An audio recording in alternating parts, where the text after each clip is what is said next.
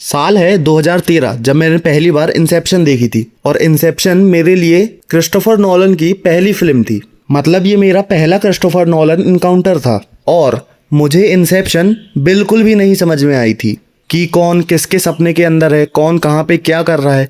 ये सब समझने के लिए मुझे इंसेप्शन को 3 बार देखना पड़ गया था।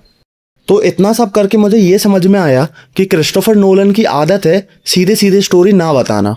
वो स्टोरी को घुमाकर बताना ज़्यादा प्रेफर करते हैं और ये बात कुछ जगह पे अच्छी है और कुछ जगह पे बुरी भी है। लेकिन एक और चीज़ जिसमें क्रिस्टोफर नोलन का कोई तोड़ नहीं है वो है उनके प्रैक्टिकल इफ़ेक्ट्स। ये बंदा CGI में मॉन्स्टर बनाने की बजाय सच में मॉन्स्टर लाना ज़्यादा प्रेफर करेगा और शायद यही वजह है कि नोलन की फिल्म्स इतनी ज़्यादा अलग फील होती हैं और आप नोलन की फिल्मों को देखने की बजाय उन्हें एक्सपीरियंस करते हो और इसीलिए क्रिस्टोफर नोलन की फिल्में याद रह जाती हैं।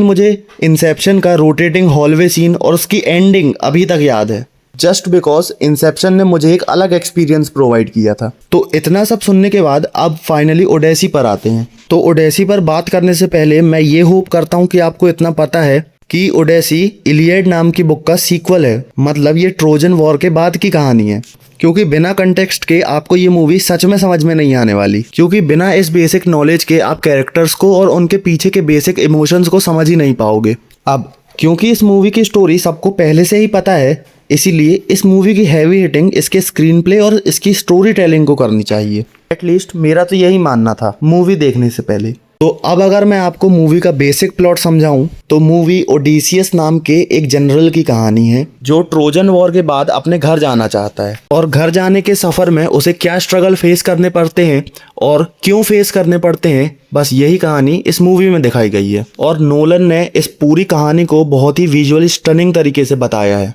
मूवी का एक एक फ्रेम एस्थेटिकली बहुत ही ज़्यादा ब्यूटीफुल है। मूवी आपको अपने कैरेक्टर्स से जोड़ने का अच्छा काम करती है। पुराने टाइम के हिसाब से इस दुनिया की वर्ल्ड बिल्डिंग, इसमें रहने वाले कैरेक्टर्स, उनके डिसीजंस और उनकी मेंटेलिटी आपको अच्छे से समझ में आ जाती है। अब क्योंकि इस मूवी की स्टोरी में ग्रीक गॉड्स का काफ़ी इन्वॉल्वमेंट है, तो मैं ये सोच रहा था कि शायद इस मूवी में हमें ग्रीक गॉड्स के लेवल का मासी और लार्जर देन लाइफ एक्शन देखने मिलेगा। बट इस पूरी स्टोरी में गॉड्स का इन्वॉल्वमेंट है, बट बहुत ही कम और थोड़ा ऑफ स्क्रीन तरीके से। तो याद है इस वीडियो के शुरू में मैंने क्या कहा था कि मैं सोच रहा था कि शायद इस मूवी की हैवी हिटिंग इसका स्क्रीन प्ले और इसकी स्टोरी टेलिंग करेंगी। So well I was wrong, क्योंकि इस मूवी की हैवी हिटिंग इसके इमोशंस ने की है। मतलब स्क्रीन में आपके सामने जो कैरेक्टर जो भी फील कर रहा है, आप भी एग्जैक्टली वही फील कर रहे होते हो।